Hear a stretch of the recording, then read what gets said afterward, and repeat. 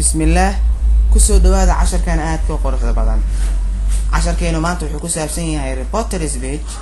reporter speech intaan qaadanin waxaan ciwaan aan ugu dhignay waxa loo yaqaano reporting speech waa xigashada hadalka macnahan speech waa hadal reporting waa tibin ama xigasho soo marka xigashada hadalka af Soomaalihan lagu dhahaa waa maxay xigashada hadalka waa hab loo xigto ama loo tabiyo hadal qof yiri tusaale qof hadlay qofka hadlo waxa rabtaa hadalkiisa inaad soo tabisid ama inaad soo xigato waxaan u soo xigan karnaa hadalkaas laba qaab inuu hadalkaas inaan u soo tabino direct reporting ama marka inaan u soo tabino indirect reporting direct reporting buwaagta qaarkood waxay qoraan direct speech ama quoted speech yani waa isku macno quoted speech and direct speech iyo direct reporting af Soomaali ahaan loo jeedo xigashada quman ama tabinta quman iyo sidoo kale hadalka waxaan u xigan karnaa indirect reporting ama indirect speech ama reported speech micnaheedu tahay xigashada dadban ama tabinta dadban waa maxay xigashada quman waa maxay xigashada dadban xigashada quman ama direct reporting ka waa hab loo tabiyo hadal qof yiri ama loo xigto hadal qof yiri ayadoo la isticmaalayo ereyadiisa tooska ah qof hadlay maadaama uu hadlay waxa rabtaa hadaladiisa tooska marka inaad isticmaasho tusaale walaashada Faatima ah wadanka Sweden joogto health science ka dhameysay waa wacday akhbaarteeda weydiisay markaas waxa tiri walaalahay ka war xaaladayga war waxay tiri waa guursaday haddana aniga waxaan ahay kalkaaliso Faatima said I am a nurse now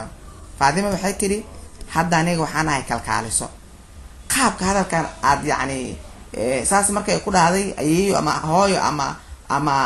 qofka waalid xaafada jooga waxa rabta hadalkaas inaad marka la wadaagto markaas waxa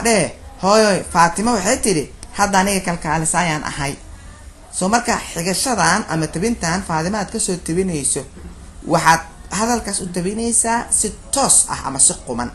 maadaama isbedel magacyeel maadaama isbedel tennis iyo isbedel falkaaba jumlada uusan imaanaynin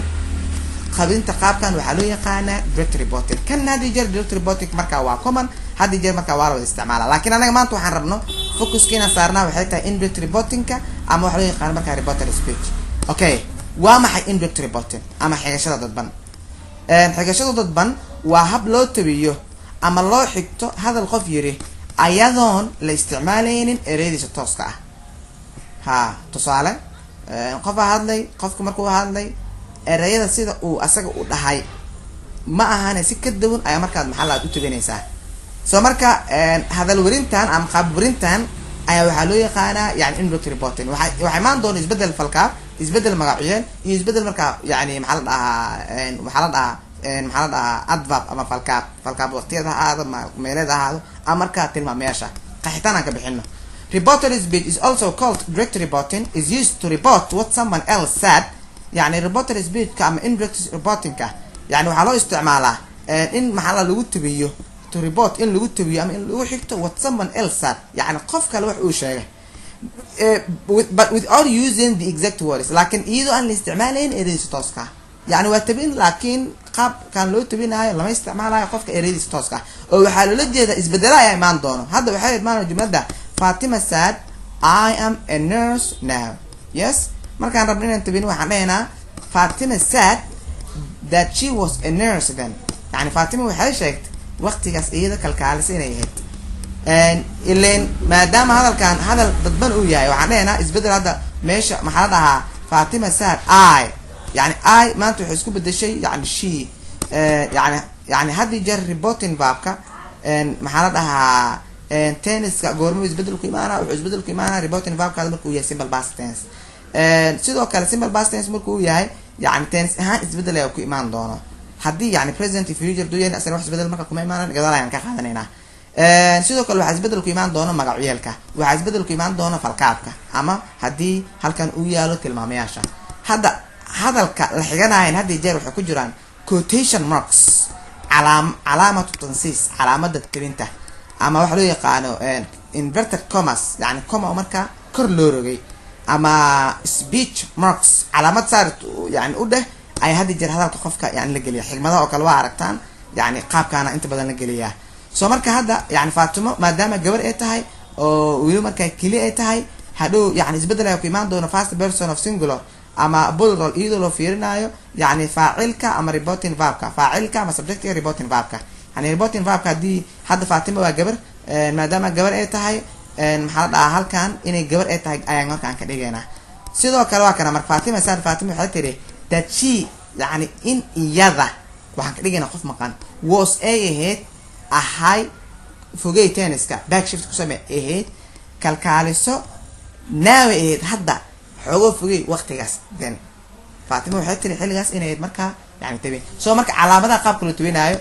isbedel ku imaanaya magacyaalka isbedel ku imaanaya tenniska isbedel ku imaanayo falkaabka xilliga la tabiyo insha Allah saddex yani waxaan arkaynaa saddex isbedel hadii jeer imaada oo loo yaqaan tense change pronoun change iyo adverb change haday adverb of place adverb of time iyo administratives baadayihiin isbedelada ku imaanaya waan arkaynaa so wuxuu dhahay marka the three things you need to change in reported speech yani saddexda waxyaabo aad u baahan tahay in reported speech marka jumladaad inay u bedesho ko tense change isbedel falkaab isbedel tense ayaa imaan doona back shift tense dib ayaa loo celi doonaa goorme kaliya laba sharci ayuu leeyahay hadii maxaa la dhahaa waa arkaynaa pronoun change isbedel ku imaanayo magacyaalka iyo adverb change isbedel ku imaanayo adverb changeska yani maxaa la dhahaa magacyaalka haduu yahay falkaab meeleed haduu yahay falkaab waqtiyeed ama haduu yahay marka falkaab soo marka goorme tenniska isbedel ku imaanaa soo marka tusaale mar intaan aan galin Ali said I am a teacher now Ali wuxuu dhahay aniga hadda waxaan ahay macallin okay isku day inaad tabiso isku day aniga inaad ka dhigto qof maqan tenniska isku day inaad markaa ka dhigto markaa baaste ah hadda yani isku day inaad fogeysid maxaa dhiileed marka Soomaali ahaan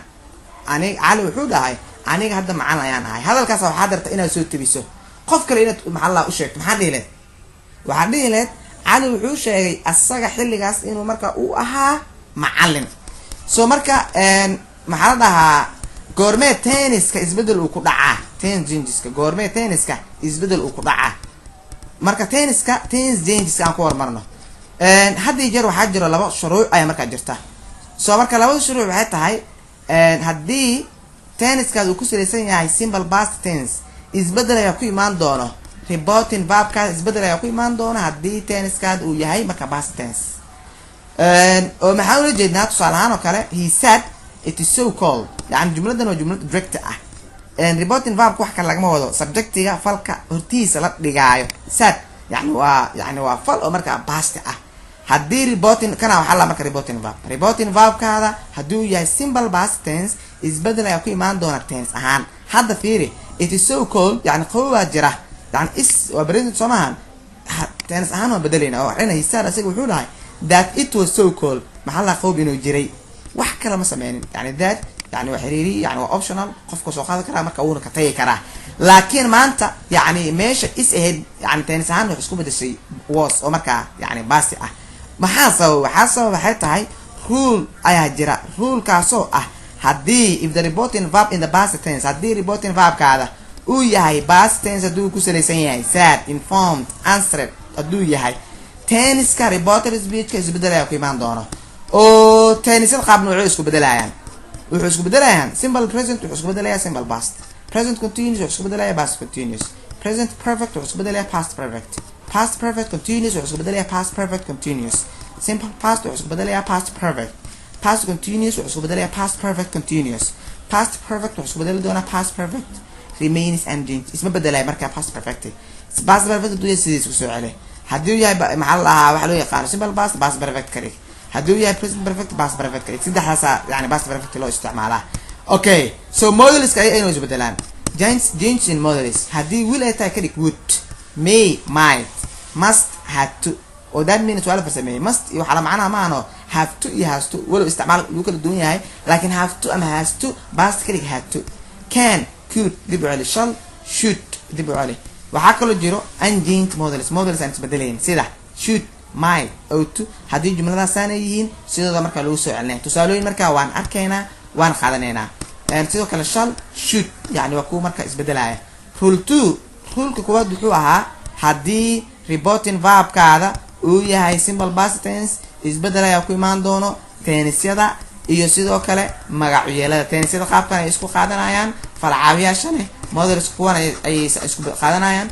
kuwan waxa jiro haday bacni past ay yihiin ba ayagana marka pastigooda sidooda marka aan ku soo celinayna oo dib marka loo soo celin karaaba. marka rule kood waxa waaye haddii reporting verbkaada uu yahay present tense ama future tense haduu yahay tenniska reported speechka wax isbedel marka kuma dhacayo oo sidiisa ay marka u noqon doonaa. If the reporting verb in the present tense or future tense, the tense in reported speech remains unchanged. Look at this example. Look at these examples. يعني tusaalooyinkan marka eega. Okay, maxaan dhahay haddii reporting verbkaada uu ku saleysan yahay simple past ama wax loo yaqaan simple future isbedel kuma imaan doonto. Tusaalahan, she says my dad likes roast chicken. يعني gabadhan waxay sheegtaa hadalka waa kana waxay dhahdaa hadalka dhees waa kana aabeygu wuxuu jecel yahay yani digaagada karsan oo duwan shiilan. So marka hadda wuxuu ku saleysan yahay reporting verbkaada present simple isbedel ma ku dhici doono tenniska aad fiir my dad likes simple present soo maahan tenniskan isbedel kuma dhacayo. waxay noqonaysaa marka indirect waa kana she says waxay dhahaysaa that optional cancel her dad likes roast chicken yani likes sida soo qaat tennis laakiin isbedel maanta waxa ku dhacay my dad yani magacyada isbedel ku dhacayo pronoun changeska يعني waxaana isbedel ku dhacayo tense changes isbedel ku dhacayo iyo adverb changes ayaa jiri doona. pronoun changeska casharka xiga ayaan ugu qaadanaynaa. hadda my dad yani waa qof iska hadlaayo marka iska hadlahan isbedel ayaa ku dhici doono iyadoo loo eegayo subjectiga reporting verbka. يعني midda reporting verbka subjectiga uu she soo marka maadaama she iyada ay tahay aabeyga gabadha qof maqana ka dhigayna aabaheeda saas ayaan dhahaynaa. ما فعلنا في لا. so marka kana he will say I was not well asaga wuxuu dhihi doonaa aniga marka ma fiicneen saas ayuu dhihi doonaa. okay, reporting verb will say maadaama uu yahay future ama haduu yahay yani wax loo yaqaan simple present isbedel kuma dhici doono tenniska. I was not well yani kan asaga marka waxay noqonaysaa wax loo yaqaano maxaa la dhahaa waxay isku bedelaysaa maxaa la dhahaa sideeda marka he will say wuxuu dhihi doonaa that he wasn't well asaga marka inuusan fiicnayn ayuu marka u sheegi doonaa. so marka he was not wuxuu isku bedeshay I was not wuxuu isku bedeshay was not sideeda leeyahay marka isbedel marka kuma dhicin laakiin isbedel waxa ku dhacay I waayo maxaa la dhahaa halkan waxa yaala maxaa la dhahaa third person of singular. so marka third person of singular hadii jeerne yani hadda halkan waxa yaala first person of singular isbedelka waxa saameynaya marka magacyada qaabka isku bedelaan waan qaadanay laakiin hadda ogsoono inaan qaadanay tense changes isbedelada ku dhacay tennisyada. laba sharciya uu leeyahay haddii sharciga reporting verbkaada uu yahay simple past tense yani tennisyada marka qaabkaas ay isku qaadanayaan haddii modeliskana wax isku qaadanayaan qaabkan ay isku qaadanayaan kuwa oo maxaa la modeliskan kuwana marka isma bedelaan. sidoo kale haddii tensigaada ama reporting verbkaada ku saleysan yahay present tense ama future tense tenniskaada marka wax isbedel marka kuma dhici doono sida tan oo kale. aad ay umaasantihiin waa walaalkiina Cumar Yare. maxaa la dhahaa marka la wadaaga marka asxaabtiina la wadaaga la soo share gareeya YouTube channelka booqda exercise hadda jeer ayuu kasoo shaqeysan xagaas ayaan soo dhigi doonaa. ku soo comment gareey ama soo mention gareey walaalka at least 10 qof 20 qof inta asxaabaad yani istaqaanaan ama inta iskuulaadka sala dhigataan oo aad u aragto maxaa la dhahaa inay faa'iido u tahay casharadan aan soo dhigayno oo marka free ah. aadan marka umaasantihiin khayrka waa la gaarsiiyaa oo waa la deeqsiiyaa marka walaalihiina marka hala gaarsiiyo. aadad umaasantihiin. wassalaamu calaykum waraxmatullaahi wabarakaatuh.